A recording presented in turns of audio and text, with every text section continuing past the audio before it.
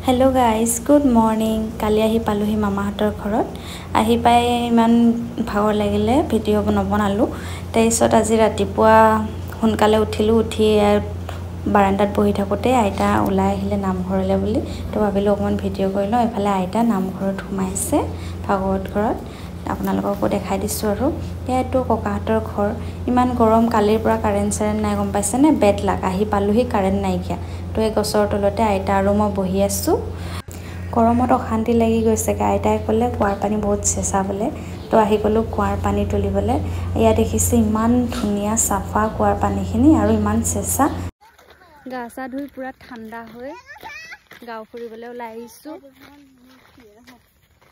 বাচ্চা পাৰ্টি বিলাকক লগত লৈ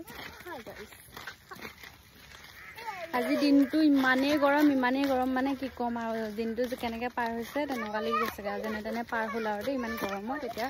গাটো ধুই দিলতহে ভাল লাগিছে একদম পুৰা কুৱাৰ পানী একদম চেঁচা পানীয়ে গা ধুই এতিয়া ধুনীয়াকৈ ফুৰিবলৈ ওলাই আহিছোঁ অকণমান গাঁওখন ধনী ককাহঁতৰ গাঁওখন দেখাবলৈ আহিছোঁ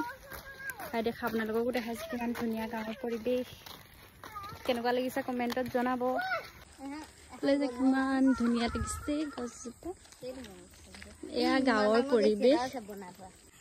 এয়া শ্ৰী শ্ৰী অনিৰুদ্ধদেৱৰ থান হয় এফালে নামঘৰ আছে ঐ ক'ত উঠিছ তহঁতি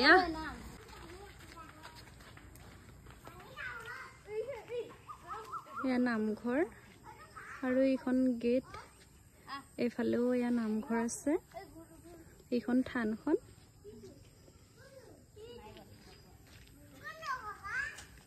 হৈ যাব আজিৰ কাৰণে তাৰপিছত আকৌ কাইলৈ বেলেগ এফালে যাম আজিৰ কাৰণে গাঁৱতে বাই বাই